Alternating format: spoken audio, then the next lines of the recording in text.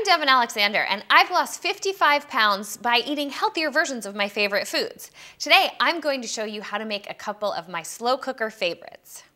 I'm going to start with my Japanese beef stew. Here I have some extra lean beef. I used top round steak, and I've cubed it, and then I just tossed it in a little whole grain oat flour and salt, pepper, garlic to season it. By seasoning it, it breaks down the meat and makes it a lot more tender. Now I'm just going to put a little bit of sesame oil in the pan. You'll notice I just had a couple teaspoons there. I add my beef and I brown it. That'll lock in the juices, so the fact that I'm using a lean cut and then slow cooking it will make it very, very tender, just like it was a fattier cut.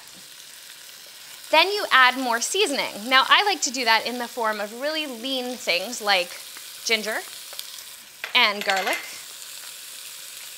and then plenty of green onions since we're going Japanese. So I'm just adding them to add a lot of flavor, and that way I can keep away from fatty sauces. I don't need to add cream sauce here. I don't need to add cheese sauce. I'm just gonna use broth, and because of all these great vegetables, it's gonna taste amazing. Then I add my beef broth.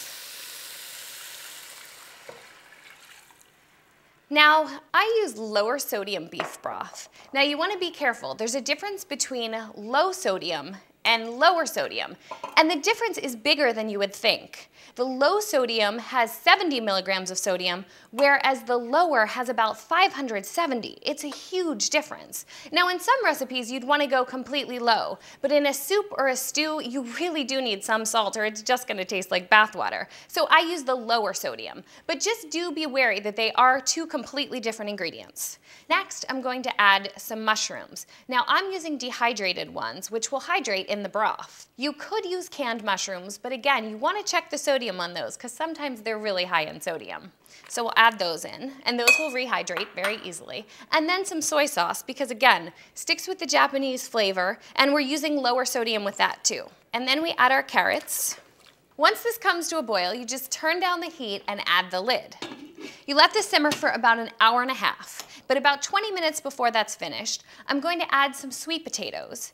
And then about 5 minutes before it's cooked, I'm going to add some sugar snap peas. You could add them all in the beginning, but then they might get mushy, so I like to add in stages.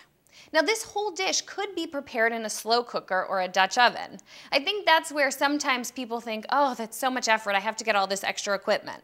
Well, it'll work just as well in a heavy pan. If you do have a slow cooker handy, just put all the ingredients in the morning before you go to work, and that'll take about 8 hours, so it'll be finished when you get home. Now, I also made my Chinese pepper steak here. That's one of my versions that helps me stop craving the Chinese takeout. It has much less fat, much less sodium, and it really is good for me, so it's a great alternative that's just as delicious. As you can see, simple changes can really go a long way.